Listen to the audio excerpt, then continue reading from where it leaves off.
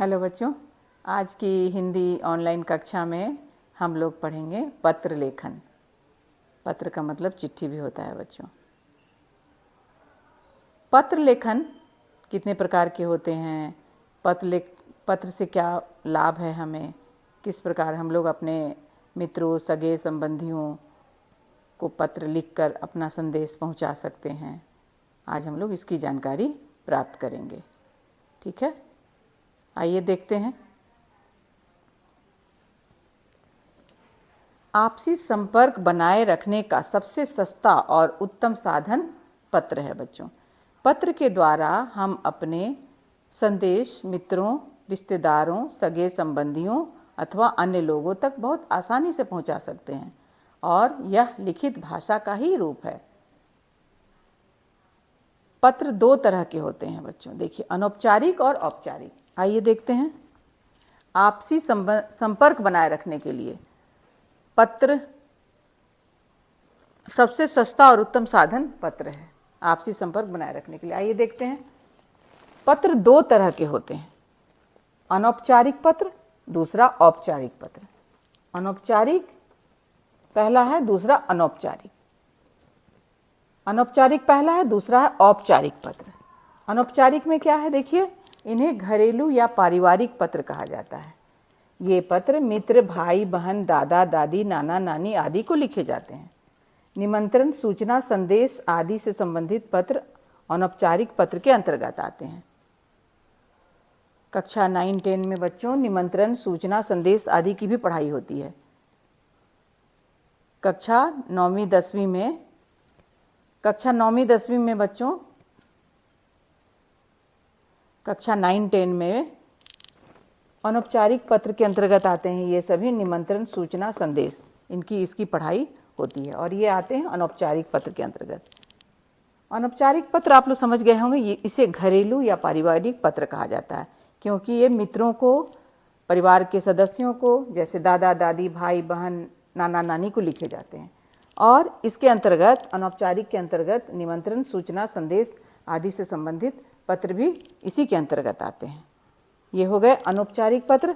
औपचारिक पत्र में क्या होता है, इसे ऑफिशियल भी कहते हैं। इसके अंतर्गत सरकारी और कार्यालयीय पत्र आते हैं, कार्यालय से संबंधित। अवकाश मतलब छुट्टी हेतु, किसी पद के लिए आवेदन हेतु, हेतु मतलब के लिए, पुस्तकें मंगवाने हेतु, किसी समस्या के समाधान हेतु आदि विषयों पर लिखे जाने वाले पत्र औपचारिक पत्र कहलाते हैं। तो बच्चों, उम्मीद है पत्र लेखन जो है वो लिखित भाषा का ही एक रूप है। भाषा के दो रूप हम लोग पढ़ चुके हैं। पहला है मौखिक भाषा, दूसरा लिखित भाषा। तो ये भाषा का जो दूसरा रूप है लिखित, उसी का ये उदाहरण है पत्र लेखन। पत्र लेखन में क्या होता है, सब कुछ लिखा रहता है और हम लोग उसको पढ़ते हैं। ये लिखित भाषा का उदाहरण हो गया। पत्र दो तरह के होते हैं, अनौपचारिक पत्र, दूसरा औपचारिक पत्र। अनौपचारिक पत्र को घरेलू या पारिवारिक भी कहते हैं। इसमें मित्रों को, भाई बहनों को, सगे संबंधियों को, दादा दादी, नाना नानी, चाचा चाची, मामा मामी, है ना, इनको हम पत्र लिखते हैं। और अनौपचारिक के अंतर्गत ही सूचना, निमंत्रण, संदेश इत्यादि आते हैं, जो 9-10 के कक्षा में पढ़ाई हो रही है जिनकी। और दूसरा हो गया औपचारिक पत्र, ये ऑफिशियल कहलाते हैं।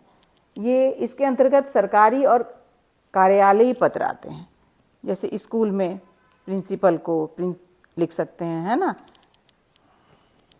अवकाश हेतु किसी पद के लिए आवेदन जब लिखते हैं, हेतु मतलब के लिए, पुस्तकें मंगवाने के लिए पुस्तक विक्रेता को जब लिखते हैं, किसी समस्या के समाधान के लिए किसी विषय पर जब लिखते हैं, तो वो पत्र औपचारिक कहलाते हैं। तो इस प्रकार से बच्चों हम लोगों ने देखा कि पत्र दो तरह के होते हैं, अनौपचारिक, औपचारिक। उम्मीद है बच्चों आप लोग अनौपचारिक पत्र और औपचारिक पत्र जरूर समझ गए होंगे। अनौपचारिक पत्र में क्या है, इसे घरेलू या पारिवारिक भी कहते हैं।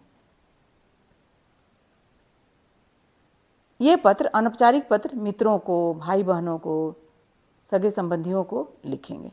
इसके अंतर्गत सूचना, संदेश, निमंत्रण इत्यादि आते हैं।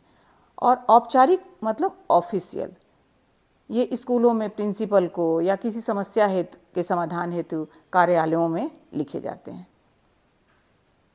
तो बच्चों, ये पत्र लेखन जो है वो परीक्षा में जरूर आता है। ये 6 नंबर या 8 नंबर का या 5 नंबर का जरूर रहता है। 9-10 की कक्षाओं में भी पत्र लेखन जरूर रहता है। तो पत्र लेखन अगर आप अच्छे से लिखना सीख जाएंगे और समझ जाएंगे तो इसमें आप पूरे अंक उठा सकते हैं, पूरे अंक आपको मिल सकते हैं। तो ध्यान से समझना है कि औपचारिक क्या है, अनौपचारिक पत्र क्या है। उम्मीद है बच्चों आप लोग जरूर समझ गए होंगे औपचारिक पत्र के अंतर्गत कौन कौन से पत्र आते हैं और अनौपचारिक पत्र के अंतर्गत कौन कौन से पत्र आते हैं। तो अब आगे देखते हैं हम लोग। आज पढ़ेंगे अनौपचारिक पत्र। देखिए, अनौपचारिक पत्र में अभी बताया गया है ना कि सगे संबंधियों को लिखने वाले जो पत्र हैं वो अनौपचारिक पत्र कहलाते हैं। देखिए, प्रश्न है, आप अपने मामा जी के घर गए हैं, वहाँ का हाल बताते हुए अपनी माता जी को पत्र लिखिए। मामा जी के घर गए हैं, वहाँ का हाल समाचार बताते हुए आप अपनी माँ को, माता जी को पत्र लिखिए। देखिए, तो जहाँ आप रह रहे हैं, जहाँ से लिख रहे हैं, वहाँ का जगह का नाम देना होगा। नई दिल्ली है ना, मैं एक ऐसे ही लिख दी हूँ उदाहरण में। आप जहाँ से भी लिखेंगे, जैसे आप अगर परीक्षा में लिखेंगे है ना, तो आप परीक्षा भवन भी लिख सकते हैं और अपने स्कूल का नाम भी दे सकते हैं। दिनांक लिख देंगे, आप जिस दिन लिखेंगे डेट लिख देंगे। आदरणीय माँ है ना, आदरणीय माँ, सादर प्रणाम, ये संबोधन है। मैं, और ये सब बाएं साइड ही लिखेंगे बच्चों। पत्र लेखन में सब कुछ एक साइड ही रहता है। देखिए, मैं कुशलता पूर्वक मामा जी के